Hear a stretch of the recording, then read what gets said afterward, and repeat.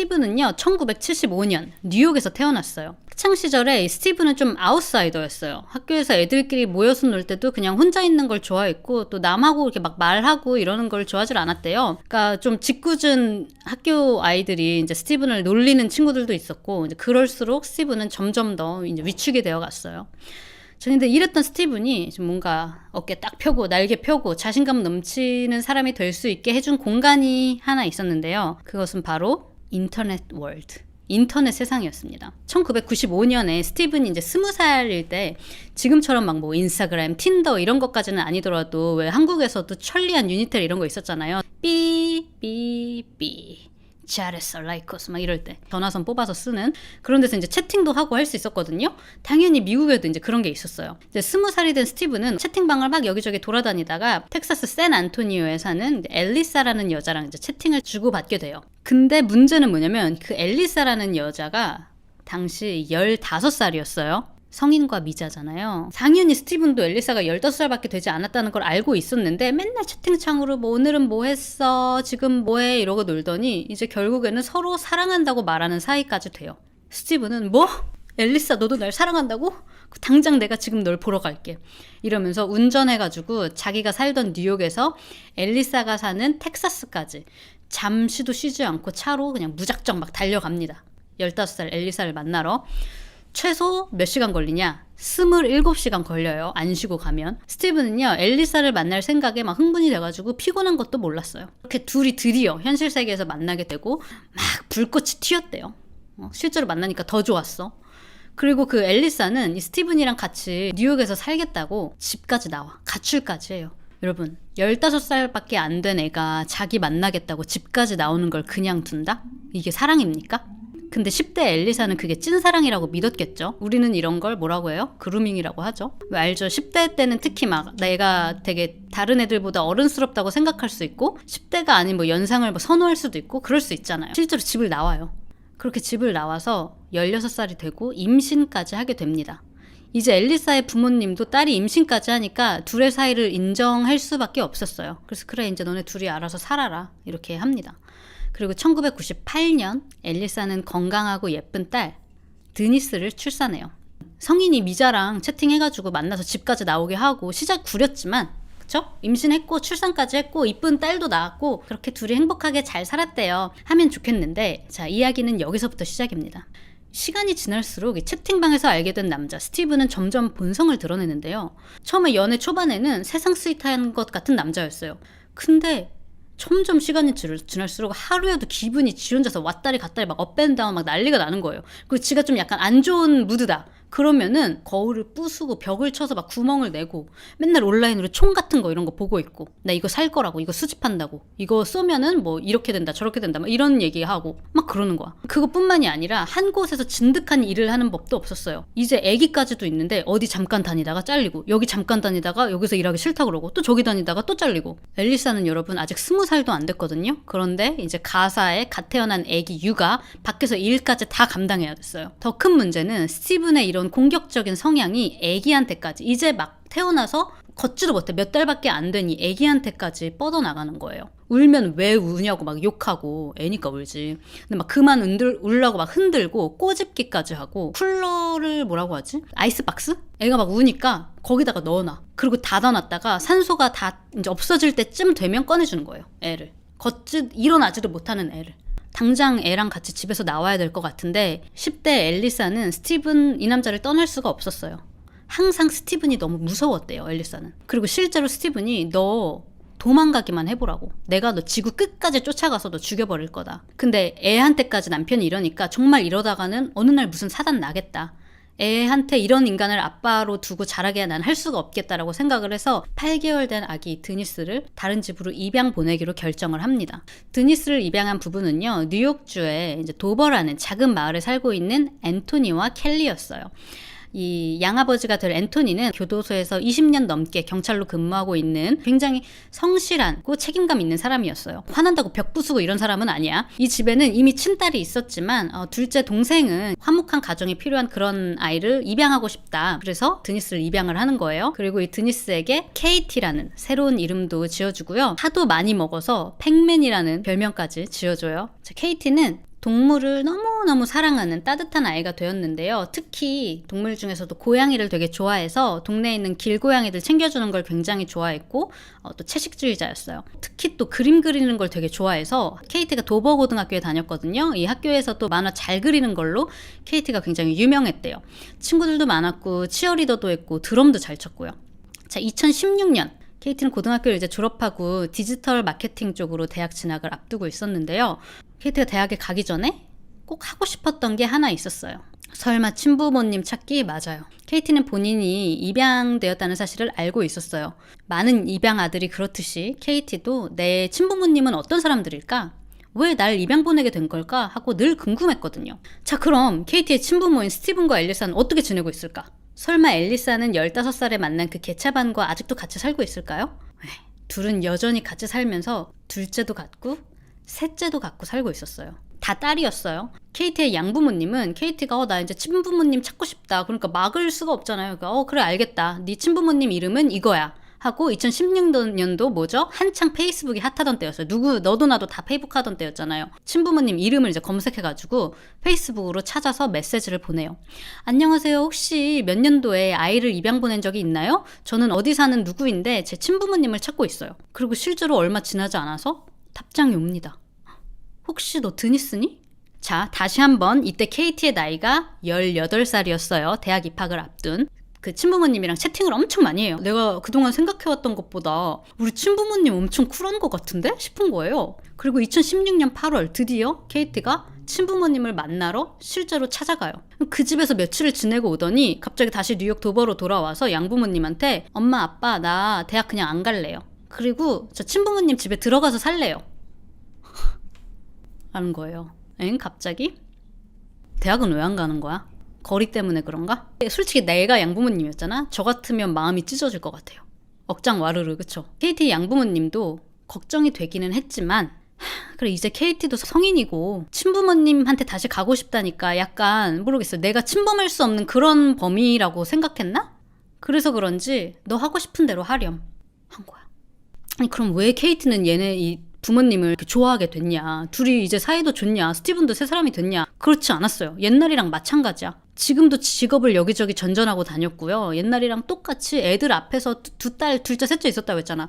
두 딸 앞에서도 막 집에 있는 물건들 막 다 때려 부시고 와이프인 앨리스한테도 맨날 심한 말 아무렇지도 않게 막 하고 딸 중에는 다 자폐증이 있는 딸이 있었는데 진짜 미국에서 쓰면 안 되는 말. 한국어로 하면 이런 말 있죠. 이런 말 있잖아요. 그거를 지 딸한테 하는 새끼야. 그리고 아까 KT가 자라면서 동물을 너무 사랑하는 아이로 자랐다고 했잖아요. 이 인간은 지 열받는다고, 지 기분 안 좋다고 옆집 사는 고양이도 죽인 인간이에요. 아직도 최악이라고. 그냥 아빠로서 최악도 아니고 그냥 인간으로서 최악인데 그래서 앨리사도 계속 애들 좀만 더 크면 남편이랑 별거를 해야지 생각을 하고 있었는데 KT가 집으로 들어오겠다는 거야. 우리 집으로. 근데 또 엄마 입장에서는 한번 보냈잖아. 입양을 보냈는데 여기서 또 오지 마 라고 내가 돌려보내면 또 내가 자식을 버리는 것 같다는 생각 때문에 죄책감 때문에 네가 원하는 대로 해라 라고 했어요. 그러니까 내 생각에는 내 친부모는 어떤 사람일까 궁금하기도 하고 일단 나를 입양 보냈으니까 걱정되기 마련이잖아요. 그래서 걱정이 많았을 거야. 근데 실제로 연락이 되고 만나보니까 되게 정상적인 사람들인 것 같고 물론 그렇게 행동했겠지? 그리고 나를 되게 환영해주고 반겨주고 너무 궁금했다 보고 싶었다 막 이렇게 해주니까 아마 누구나 다 어느 그룹에 가든 인정받고 싶고 그 그룹에 속해지고 싶은 마음이 있잖아요. 근데 KT는 여기서 이미 버림받았다고 생각했는데 이 사람들이 자기를 막 너무 환영해주고 이러니까 내가 여기 속할 수 있다 라는 그 기분이 더 배가 되지 않았을까? 나는 그런 생각도 좀 들어요. 자, 그리고 그 집에 진짜로 KT가 들어옵니다. 더 이상한 거는 뭐냐면요. 엄마 앨리사가 보니까 남편 스티븐이 KT랑 다시 만난 이후로 외모에 엄청 신경을 쓰고 행동하는 것도 막 다른 사람처럼 행동하는 거예요. KT한테 엄청 스윗하게 막 대해주고요. 엄청 친절하고 말투도 묘하게 달랐고요. 머리는 갑자기 기르기 시작하더니 막 수염도 원래 막 여기까지 기르고 그랬는데 점점 면도도 자주 해. 맨날 헐렁한 티셔츠에 추리닝 같은 것만 입고 자던 남편이 막 스키니진 같은 거 입고 몸에 더 딱 붙는 티셔츠도 입고 안 하던 벨트도 차. 막 벨트도 막 희한하게 생긴 거 막 이런 것들 사기 시작하고 마치 더 젊고 힙해지려고 노력하는 것 같았어요. 이제 엄마인 엘리사는 어휴 저 인간이 18살 딸이 집으로 다시 돌아오니까 약간 쿨 데디 이러잖아요. 뭐 쿨한 아빠처럼 보이려고 노력하나 보다. 웃겨 라고 생각을 했대요. 근데 또 더 이상한 거는 KT가 들어온 이후로 엘리사한테 원래도 잘 되지 않았지만 더 퉁명스럽게 이전보다도 더 쌀쌀맞게 대하기 시작했어요. 자, KT가 들어온 지 한 6주쯤 지났을 때였어요. 엘리사랑 스티브는, 그러니까 엄마 아빠는 각방을 쓴 지 좀 오래됐거든요. 근데 어느 날 엘리사가 아침에 좀 일찍 일어나서 이제 거실에 나와 있었는데 자고 일어난 남편이 자기 방이 아니라 KT 방에서 나오는 거예요. 엘리사가 너무 깜짝 놀라서 뭐야? 왜 거기서 나와? 그러니까 남편이 나 어제 KT 방에서 잤어. 난 바닥에서 자고 KT는 침대에서 자고.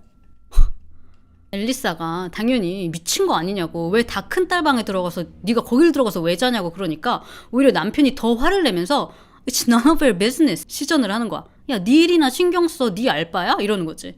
둘이 이것 때문에 아무튼 그날 엄청 크게 싸우고 막 스티븐이 막 또 엘리사한테 막 욕을 하고 그러면서 KT 보고 야야 나가자, 나가서 우리 같이 밥 먹자 이러고 KT를 집 밖으로 데리고 나갔다가 한참 있다가 들어왔대요. 뭔가 좀 이상하잖아.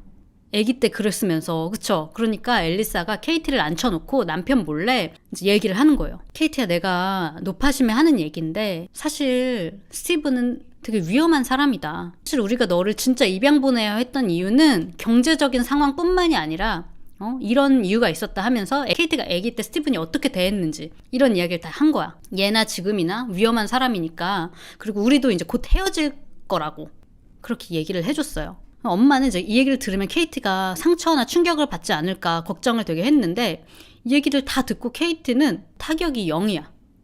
아, 그래요? 근데 지금은 안 그러시니까 하고 그냥 별일 아닌 듯이 해? 이러고 넘어가더래요. 엄마는 좀 걱정이 되긴 했지만 또 다시 이제 야, 너 안 되겠다. 너 그냥 가. 나가. 이렇게 할 수가 없겠는 거야. KT가 자신이 또 버려졌다고 생각을 할까봐, 엄마로부터. 그래서 KT를 보낼 수가 없었대요. 자, 2016년 11월 KT가 이 집으로 들어온 지 한 3개월쯤 됐을 때예요. 이제 이런 일들 때문에 앨리스랑 스티븐의 관계도 더 안 좋아지고 이제 진짜로 그 전부터 생각하던 그 이혼을 실행을 하기로 합니다. 그래서 앨리스는요 이제 두 딸을 데리고 그 집에서 나가는데요. KT에게 이제 우리는 나간다. 너도 우리랑 같이 가자 했는데 KT는 아니요, 저는 그냥 이 집에 있을래요. 그래서 이 집에 KT랑 이제 스티븐이랑 둘이 사는 거예요, 여러분.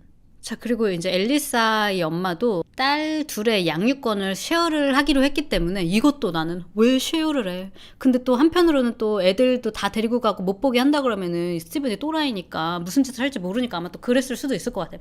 아무튼 애들은 그 두 딸은 또 종종 아빠를 보러 가기도 했대요. 자, 2017년 5월 엘리사가 11살짜리 자기 딸 방을 이렇게 청소하다가 이제 딸의 일기를 읽게 되는데요. 딸의 일기장에서 깜짝 놀랄 만한 이야기를 발견해요. My dad calls her baby, also his baby.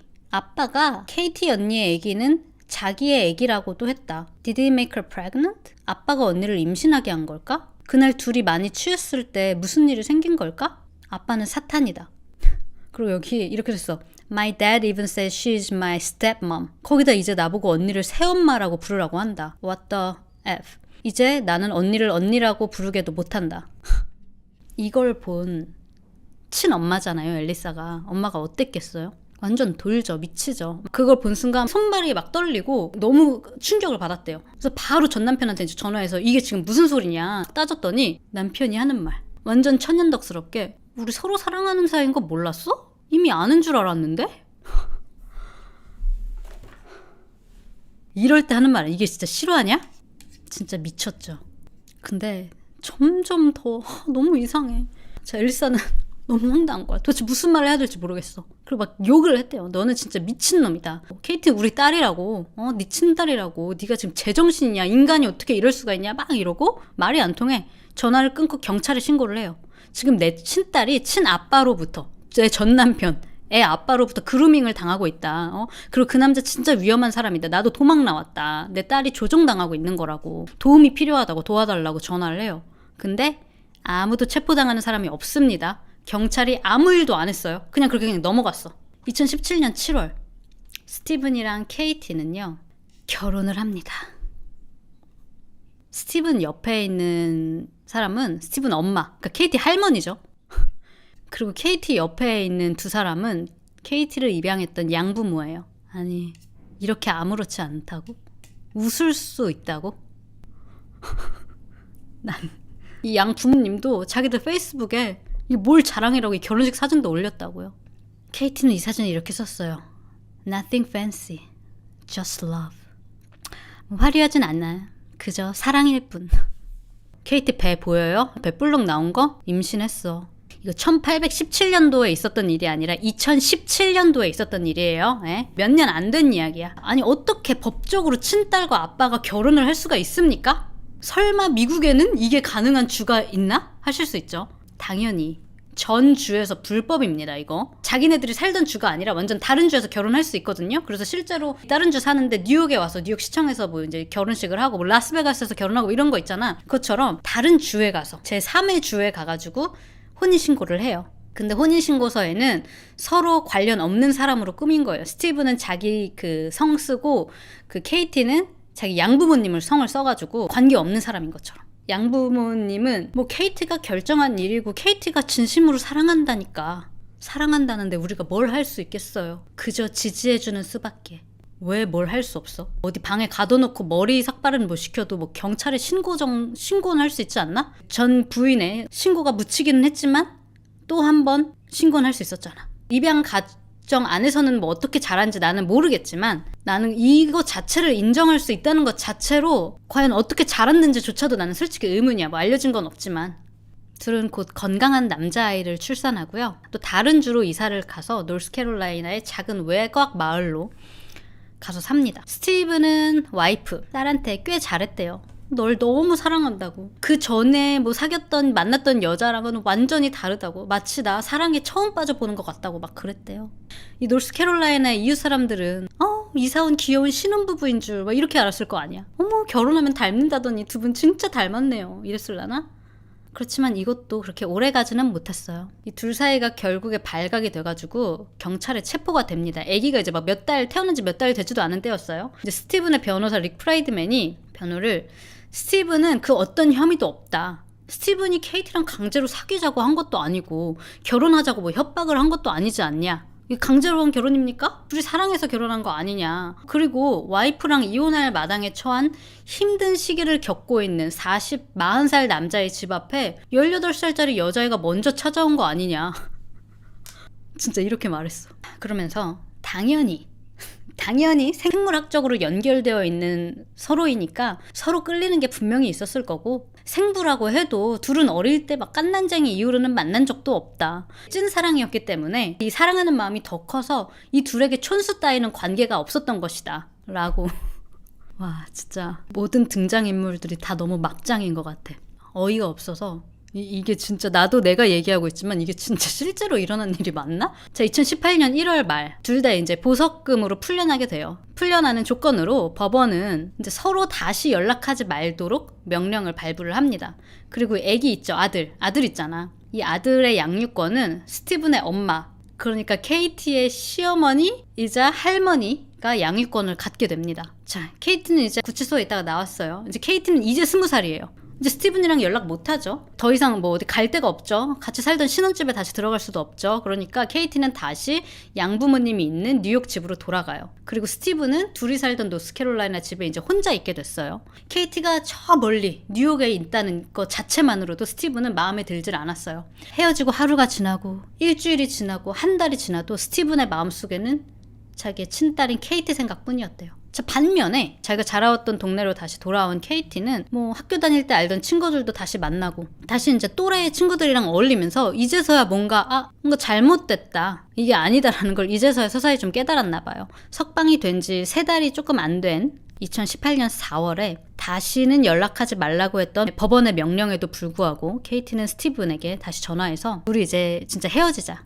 우리 이제 끝내자 라고 이별을 고합니다. 그리고 이 말을 들은 스티븐은 미쳐 날뛰어요.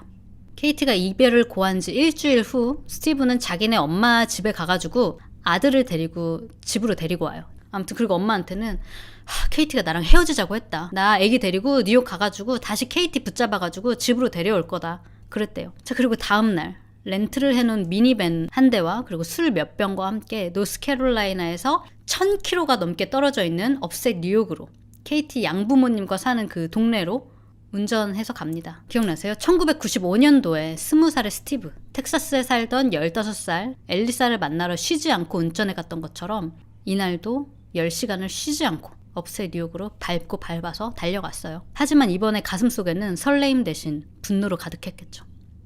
양부모님 집 앞으로 도착한 스티브는 이미 그들의 스케줄을 알고 있었어요. 4월 12일 목요일, 그날은 KT가 코네티컷에 사는 할머니를 방문하는 날이었어요.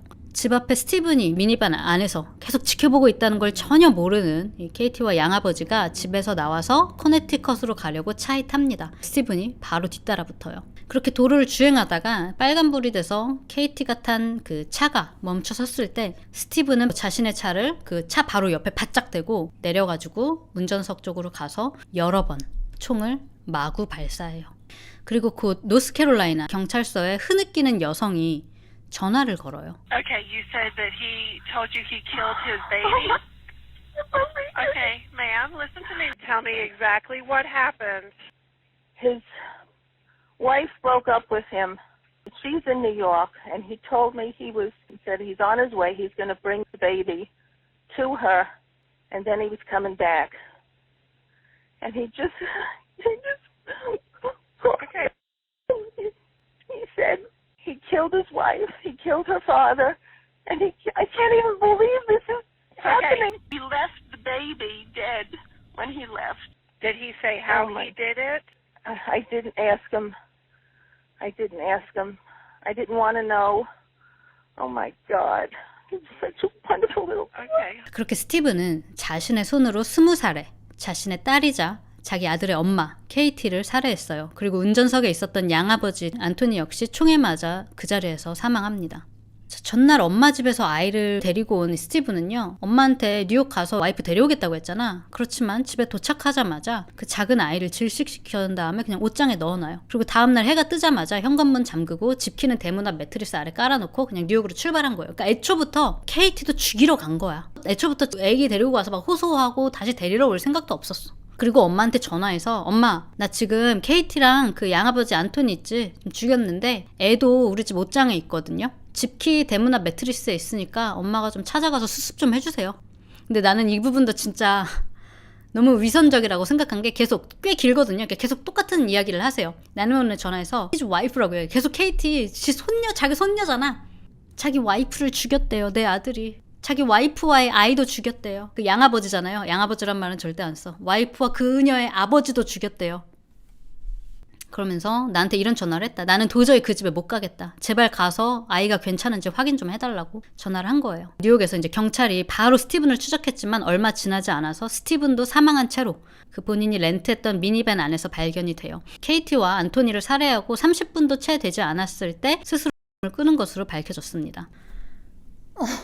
근데 또 생각해보면요, 소름이 돋는 게 항상 그러니까 KT의 엄마 앨리스한테 너 도망가면 내가 찾아서 죽인다고 말했잖아요. 근데 어떻게 보면 KT가 이 집에 들어와서 사실 앨리스가 나갈 수 있었던 게 아닐까?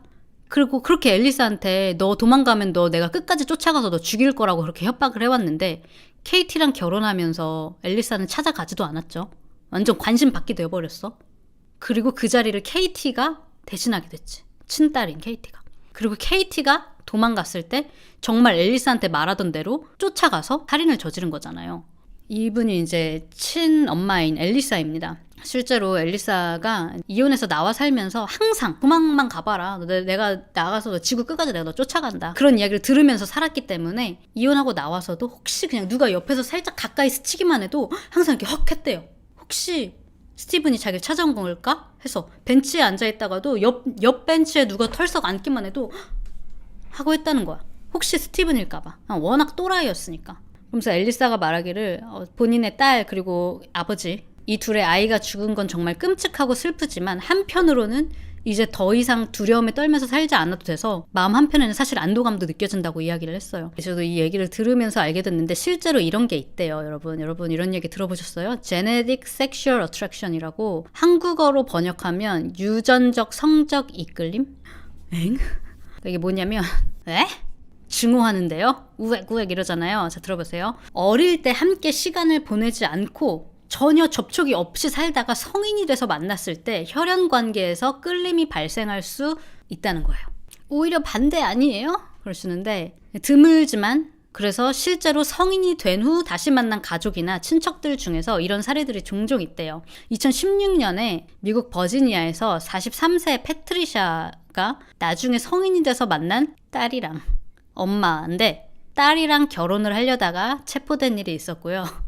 그 예전에 한 6년인가 7년 전에 진짜 엄청난 화제가 됐던 레딧 글이 있거든요. 레딧이 뭐냐면 약간 네이트판? 약간 이런 커뮤니티 같은 거예요. 미국에 굉장히 많은 사람들이 이용하는 이 커뮤니티입니다. 나 지금 예비 신부인데 이 예비 신랑을 2년 전 보드게임 모임에서 만났다. 이렇게 자기를 소개하면서 그렇게 만나서 1년 넘게 연애하다가 동거도 하게 됐고 또 살아보니까 둘이 너무 척척 잘 맞았다. 둘이 완전 너무 소울메이트고 이제 지금은 더 이상 서로 없이는 살 수가 없는 관계가 됐다. 그리고 프로포즈도 받았고 그래서 이제 결혼 준비도 하게 됐다. 예비 신부가 우리 집은 아빠가 어릴 때 집을 나가가지고 집안 환경도 별로 안 좋았고 되게 유쾌한 가정이 아니었는데 이제 결혼 준비하면서 남편네 집에 예비 시댁에 이제 가보니까 이 집은 너무 왁자지껄하고 막 행복하고 완벽한 가족인 것 같아서 그런 점도 너무 좋아 보이더라. 근데 이제 시어머니 되실 분이 사실 말해줄 게 있다 그러면서 지금 여기 있는 이 아빠가 친아빠가 아니라 양아버지라는 거예요. 그러면서 친아빠는 따로 있다. 하면서 정말요? 뭐 상관없어요. 괜찮아요. 뭐 오히려 친아빠는 어떤 분이셨을지 궁금하네요 하고 사진을 보여줬는데 예전에 우리 엄마랑 나 버리고 집 나갔던 아빠가 그 사진 안에 있는 거야. 그러니까 하프 브라더라고 하죠. 배다른 형제? 이복동생. 맞아. 이복동생. 이복남매였던 거야. 알고 보니까. 그래서 자기 이제 어떻게 하냐. 그 이복 남동생은 우리 그냥 살자. 그냥 몰랐던 것처럼 그냥 살자. 우리끼리 아이 갖지 말고 유전적으로 뭔가 이상할 수 있으니까 아이 갖지 않고 그냥 우리끼리 행복하게 살면 되는 거 아니냐. 그래서 자기 어떻게 해야 될지 모르겠다. 이런 글이 실제로 올라와가지고 막 댓글 몇만 개 달리고 그랬었거든요. 근데 이복 동생이라 할지라도 이게 50개 주에서 이것도 다 불법이에요. 그러니까 몇몇 주에서는 그 상황에 따라서 그게 달라질 수도 있대. 근데 어쨌든 뭐 기본적으로는 그냥 불법입니다. 진짜 소름 돋지 않아요? 진짜 세상은 요지경이고 어메이징 아메리카라고. 근데 진짜 나 옛날에 봤던 무슨 일본 순정 만화 중에 약간 이런 비슷한 내용이 있었거든요. 실제로 사랑에 빠졌는데 그게 알고 보니 이복 오빠인가 뭐 친오빠인가 어릴 때 헤어졌던 그런 일이 진짜 실제로 일어나고 있. 레딧 글은 최소한 모르고 만났잖아. 모르고 몇 년간 만나다가 알게 돼서 지금 멘붕에 빠진 거잖아. 이 둘은 처음부터 알았잖아요. 그리고 더 괘씸한 건 이 아빠라는 놈이 애 어릴 때는 막 그렇게 운다고 막 욕하고 막 그러더니 완전 진짜 미친 거 아니야? 물론 여기에 제일 미친 놈은 스티븐이야. 제일 잘못한 놈이죠. 근데 이런 일이 일어나기까지 뭐든지 다 스티븐이 원하는 대로 됐잖아요. 중간에 아무런 제재가 없었다는 게. 스티븐 지네 엄마도 케이티의 양 부모님도 제재가 없었다는 게 나는 진짜 이게 너무 믿기지가 않고 엘리사 같은 경우에도 안타까운 게 사실 15살 때부터 중딩 때부터 남자랑 살게 됐고 계속 협박받으면서 그렇게 살아왔잖아요. 그러니까 정상적으로 아마 사고할 수 있는 그것도 어려웠을 거예요. 이 스토리에 뭔가 진짜 어른은 아무도 없었다는 생각이 들고 정말 처음에 엘리사가 경찰에 신고했는데 아무런 액션도 이루어지지 않았던 것도 너무 아쉽고 둘이 체포가 됐는데 이 법원이 그냥 너는 이제 둘이 앞으로 연락하지 마. 애는 스티븐의 엄마가 양육권 가져. 이렇게 했다는 것 자체도 너무 어떻게 보면 비극으로 이끄는 그 모든 그게 다 하나하나가 있었던 것 같아. 저도 와 진짜 이해가 안 가고 진짜 이거는 역대급 막장이다 뭐 생각이 들었는데 어쨌든 결말은 이 이야기의 결말은 이렇게 됐고 개인적으로는 그냥 그 남은 두 딸 있죠. 그 집에서 살았었고 우리한테 언니가 있었대 했다가 언니 임신했대. 근데 애기 아빠가 우리 아빠래. 이걸 11살 그리고 더 어린 나이에 알게 됐던 그 두 딸이 이 모든 걸 뒤로하고 잘 살았으면 좋겠다.